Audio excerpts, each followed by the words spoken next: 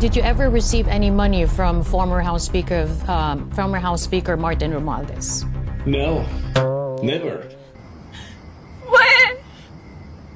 Hindi nga. Did you ever receive money from the palace, Senator Soto? Never. Never.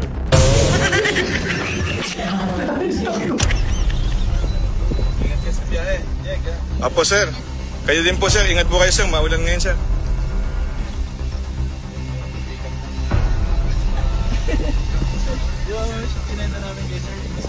Sir, good luck po sir, ingat po kayo.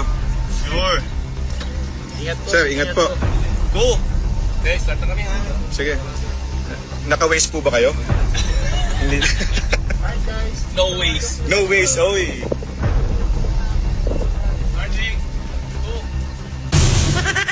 Kita mo, obvious na talaga. Nakasenyas sila ng approve sa video nila. Nakasenyas din sila ng approve sa picture nila. Kaya pala nung naging chairman si Ping Lacson, anak ng buhaya, wala tayong napala. Uy, dili pa rin na tayo.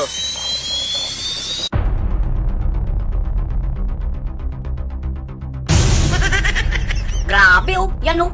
Talagang nagkakarga talaga ng sangkatutak ng mga maleta oh. Para yan sa mga mga maleta boys oh.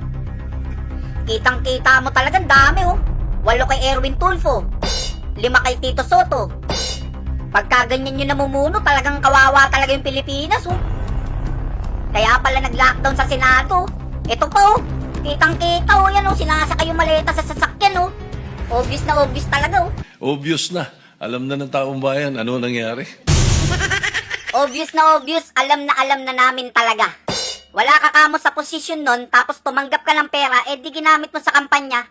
8 maleta kay Erwin Tulfo, tapos sa'yo 5 maleta. Tapos sasabihin nyo yung laman ng maleta, mangga. Sa kaing nilalagay yung mangga, hindi sa maleta.